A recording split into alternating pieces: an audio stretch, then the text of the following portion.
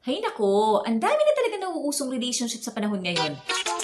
Tumatanda na talaga ako. Ng panahon namin, naku, may ligawan pang nangyayari. Aba ngayon, chat-chat lang, kayo na. Amazing! Hey mga B, ako nga pala si Bea, ate mong pretty na. Hugutera pa. At kung bago ka lang sa channel ko, katulad ng bagong gising ka ngayon. Subscribe na para naman updated ka sa mga bawat videos na gagawin ko. And back to our main topic, ano nga ba talaga itong nauusong modern day relationship o gray area relationship na tinatawag? Ano kayang meron dito? Number 1, MU. Ito yung kung saan mag-un na kayo. Charot lang. MU means mutual understanding. Ito, kung nagkakaunawaan kayo ha. Actually, pag narinig mo tong mutual understanding or MU na tinatawag, wala pang kayo. Pero pwede itong maging foundation ng future relationship nyo. Dito sa mutual understanding, dapat both parties may clear communication and respect. Number 2, no label relationship. Ito naman, intentional choice. Meaning, pareho kayo nag-agree. Ay, ang daming nakaka-relate dito. Dito, you are romantically and emotionally involved.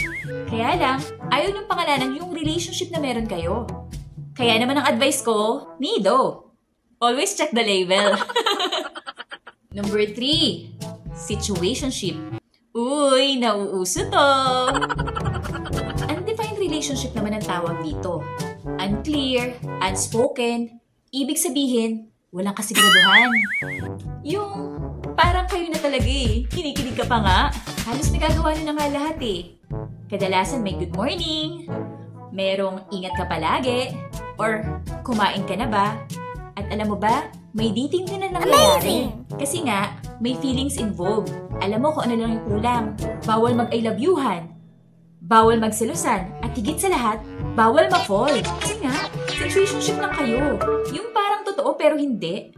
Number 4, last but not the least, relationship with Jesus. Agapilab naman ang meron dito.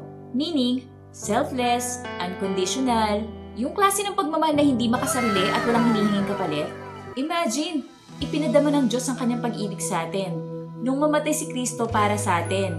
Kahit na nung tayo'y makasalanan pa. Yun lang at nawa may napulot ka sa video na to. Eto tandaan mo, kahit hindi ka kapili-pili, si Lord pinili ka. O diba? Kung saan-saang relationship ka napunta. Relationship lang kay Jesus, solve ka na. At kung ikaw ay napasok na sa mga relationship na nabanggit ko, bigyan mo naman ako sa like at i-share mo na rin sa mga tropa pits mo na nalilito kung saang punto na ba sila ng buhay nila sa mga relationship na napasok nila, ha? Eto mga B, ang dami sa atin naghahanap ng tunay na pagmamahal. Kaya naman, kung ano-anong klaseng relationship na lang yung pinapasok natin. Pero alam mo ba kung saan matatagpuan yung tunay na pagmamahal na hinahanap mo? Matatagpuan lang yan kay Lord. Yung klase ng pagmamahal na kahit paulit-ulit tayo nagkakasala, still, He chose to love us. You